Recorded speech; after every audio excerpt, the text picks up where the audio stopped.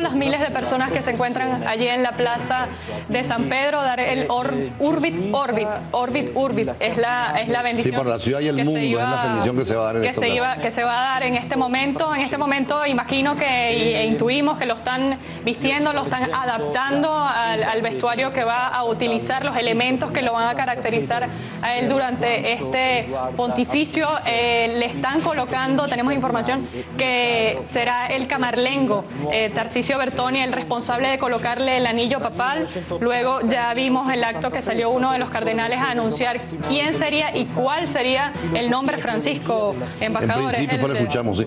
De todas maneras hay que recordar que es un hombre que está caracterizado por mucha humildad, no ha querido tener un palacio episcopal como muchos cardenales y obispos lo tienen en las ciudades, ha preferido convivir en una situación de mucha austeridad en su vida personal, es un hombre intelectual también, pero sin ser conservador, es bastante en la línea de la iglesia tradicional, pero abierto a los cambios.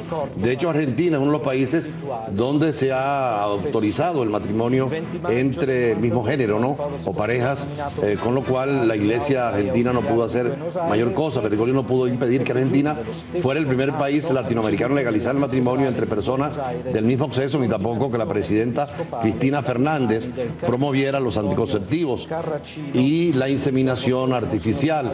Cuando Bergoglio sostuvo en las adopciones de niños por parte de homosexuales que eran discriminatorias contra niños, la presidenta comparó su afirmación con la época medieval y la Inquisición, o sea, había una actitud de alguna confrontación con el gobierno chileno, sobre todo en la época de Cristina Kirchner, pero es un hombre bien aceptado por toda la iglesia y los católicos argentinos. Por supuesto que para América Latina es la primera vez en la historia de que el continente con más católicos tenga un papa, y esto por supuesto que cambia definitivamente la historia de la iglesia católica en el mundo. Sonaban muchísimos, embajador, sonaban muchísimos los cardenales que se encontraban en esta parte en el continente americano, el canadiense, los dos de Brasil, estaba también Honduras sonando muchísimo como cardenales. Teníamos también la representación de Argentina en Leonardo Sanri, pero finalmente pues es Jorge Mario Bergoglio el que va a asumir ahorita las riendas de la Santa Sede, y pues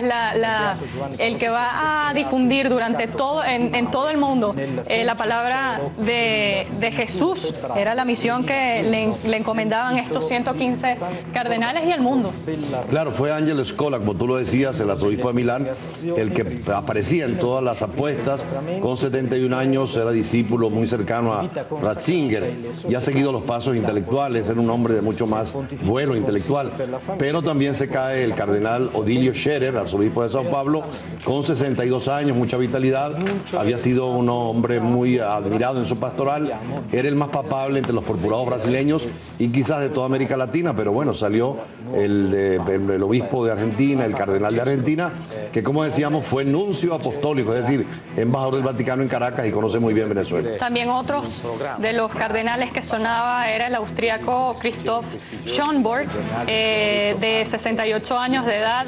Escribió muchísimos artículos científicos, sobre todo versados en discursos dirigidos a cuál sería el futuro de Europa. Era una de las caras que se veía con esta representación del Papa. También había una representación cercana en África con el cardenal de Ghana, Peter que por cierto Turkson. Es interesante porque agarró mucha popularidad Peter Turkson, apenas tenía 64 años, presidente del Pontificio Consejo para la Justicia y la Paz, y considerado muy cercano a la iglesia popular, progresista.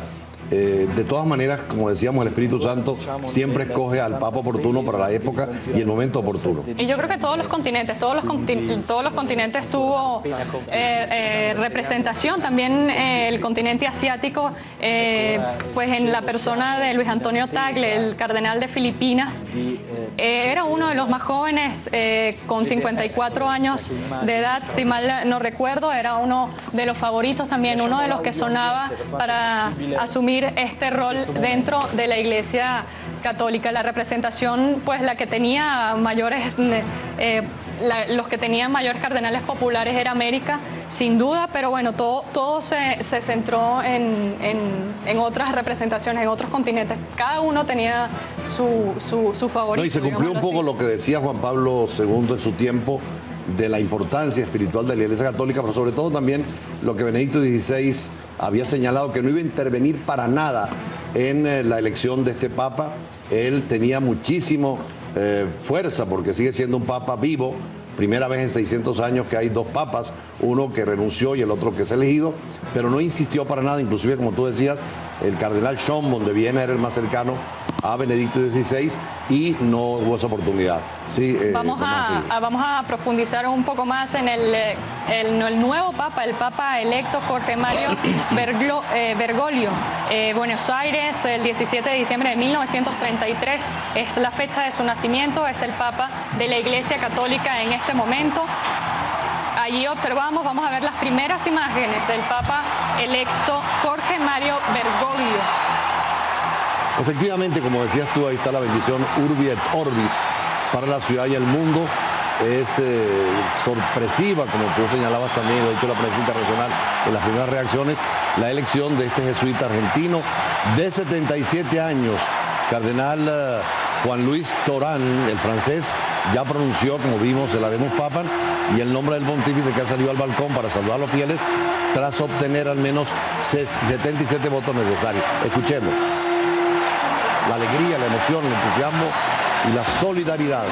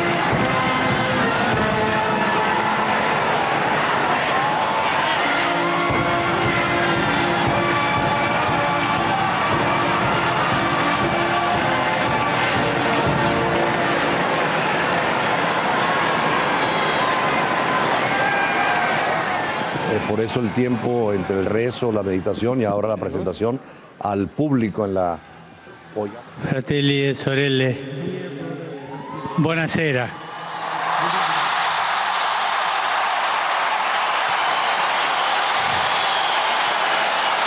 Voi sapete che il dovere del conclave era di dare un vescovo a Roma. Sembra che i miei fratelli cardinali sono andati a prenderlo quasi alla fine del mondo, ma siamo qui.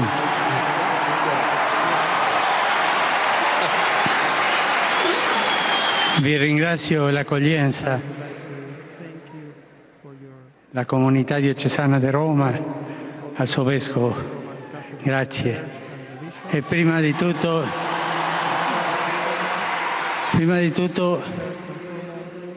vorrei fare una preghiera per il nostro vescovo emerito, Benedetto XVI.